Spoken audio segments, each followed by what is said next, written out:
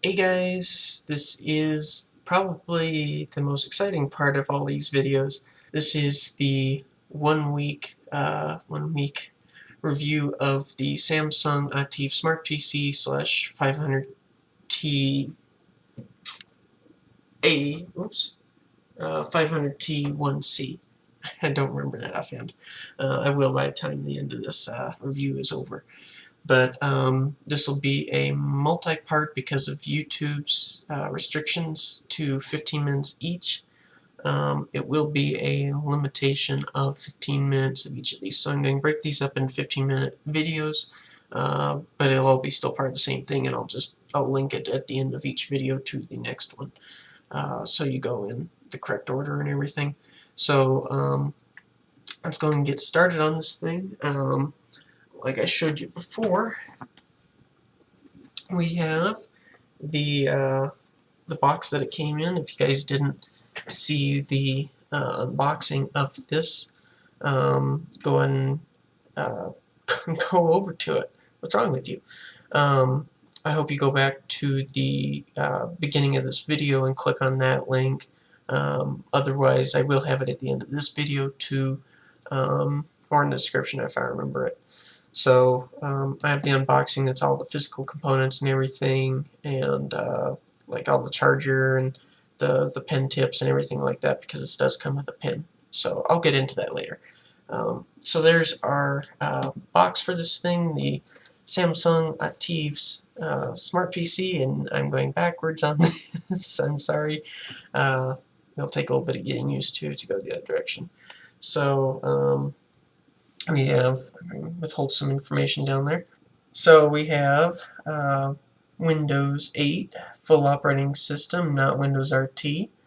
We have Intel Atom processor, 11.6-inch beast of a screen on this thing, and 2 gigabytes of RAM, eMMC hard drive. Well, at least this calls it a HDD, which it actually isn't. It's more of a like a flash card, if you can picture. It's not a solid state drive like most tablets are. It's similar to like what you have a flash card in your camera or something like that, from what I've researched online. It's Samsung's own creation. So so we have that. We have that at 64 gigabytes. And I'll go into that later. We have communications at 802.11 ABGN frequencies with Bluetooth 4.0 and a beautiful mystic blue color. It's the only one of my devices not black, but it doesn't matter to me. So anyway, there's the kind of the leading up to this product here. So let's just dive right into it, shall we? Alright, so we have here the unit. I'm going to back up here, maybe that's better. We have the unit right here in all its giant glory with a very reflective screen. You can look at all my photos in my schedule. And my window and me. Hi. So there's the device right there, and there's you guys. It's an Inception thing here. So there's the device. It is rather big. Its dimensions lengthwise across the top here. The long dimension's about 12 inches, and it's about 7 inches on the vertical when I've done it myself. So there's this device. I won't go into any buttons or anything like that because that was in the unboxing video. Again, if you haven't seen that, go on back to that unboxing video. I describe what's all along the outer edge of this device and everything, and a little bit more one-on-one with each component, just a slight bit, as well as my first impressions for that matter. So going back and look at that first before continuing on. So we have, let me bring it up right now, too much reflection. So there's my start screen. That's a photo that I shot in, what was it, Mojave National Preserve in California. Since we're in Arizona, it's not too far away. So there's my lock-in screen. or my lock screen, I should say, not lock in. So it's, without being too far off the screen, there we go. That'll work until it goes to sleep on me. So we have the lock screen that unfortunately it doesn't come across very well on this camera just because the refresh rate, but you can tell, I mean, because obviously my fingers are kind of weird. I think it's partially because of the light that I have on anyway, so obviously this should be pretty fluid motion, so if you can transpose that into this, you get the idea for how responsive it is, that it really responds quickly to my finger. That does well. So anyway, we'll go and unlock it. That's another picture in Mojave National Preserve. And we have two different options here for logging in. I'll go briefly into Windows 8 just because of it. That's what I get right off the bat. So we have the, you guys can still see that, I assume. So we have our picture login that I set up on this one. And then another one we have is the normal password, and that brings up the keyboard that's of note while we're here. We have the split hand keyboard that we have setting up for somebody like that, and of course it'll flip it over so you get that, as well as symbols and a whole slew of other stuff in here. Or if you don't like that, you can do the full screen keyboard. So there's that. Can't do handwriting recognition in here, which is the third option. I'll show that to you later. That was odd. So anyway, there's that. Oh, I think it just timed out on me to make sure it was secure. So I'll go back to my picture password and just give you an idea of what it looks like. It does that. And then just so nobody sneaks into my computer, I'll do the other. We have the login screen for, after the login screen, I should say. We have our start menu in the modern UI, Metro, for all those older people like me, still call it that. That's my Windows phone is. And it's amazing the similarities between the two. That there's your tiles right there between both of them. One goes vertical, one goes horizontal. So vertical, because it's vertical orientation, I guess, right? And then we have our horizontal one with this device. And you can see that, unfortunately I'm getting fingerprints already on it, that it's very responsive. You can sling that thing right on across there, and you get through it no problem at all. The other thing is the pinch to zoom is very, very efficient, and you can add new stuff.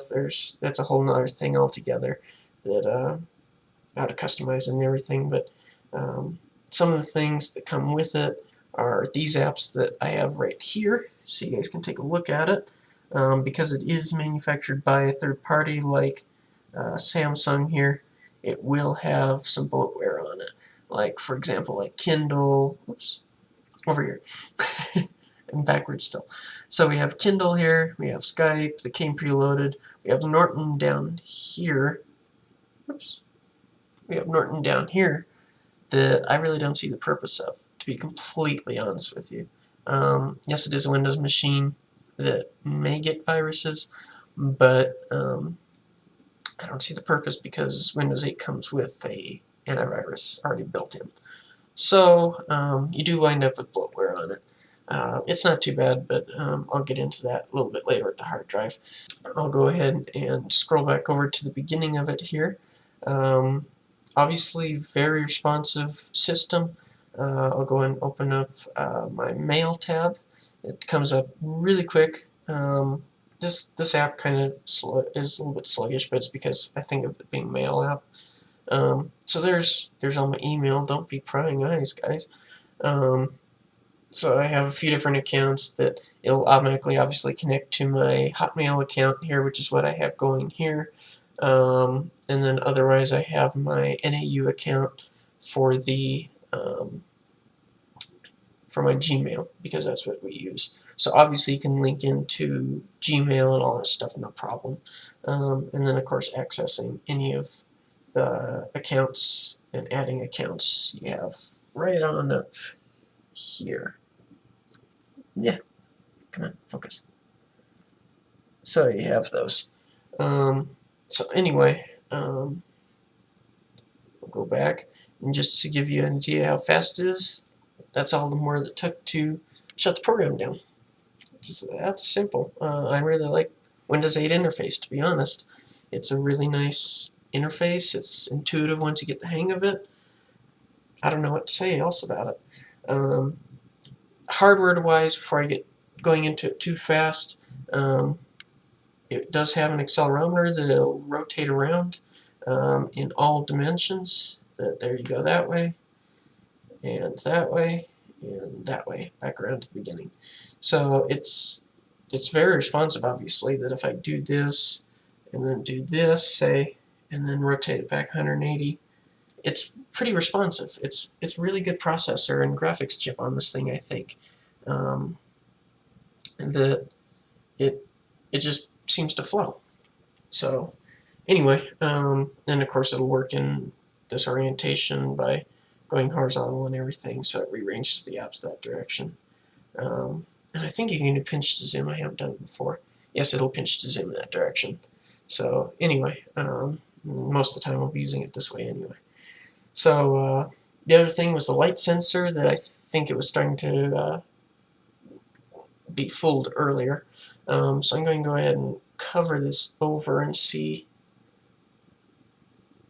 It might take it a minute. Yeah, there we go.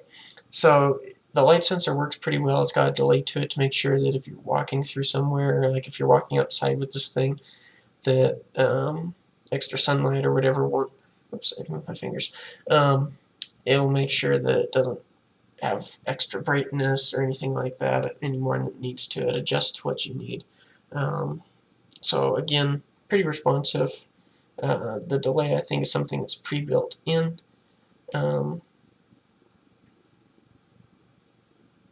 Yeah, it's about the same delay both directions, so that's not a problem. That's pretty much it for a basic review of the thing. The next segment here, I will go into the problem that I had with it that I don't consider being the being a deal breaker with this thing. I think it was a me problem that caused it, so I wouldn't take it too seriously at all. At first I thought I might have gotten a Monday, Friday lemon there, but it seems to be working now. So that's the end of the intro video here, and we'll go, I'll give you the link to the next video, which I will start talking about the problems that I had and how I corrected them. I'll just preface it that the problems are very, very, very minuscule compared to the overall experience of this machine. So I wouldn't consider it something that you wouldn't want to get the device for. It's not a make or break factor, as it were. So anyway, send you guys on over to there.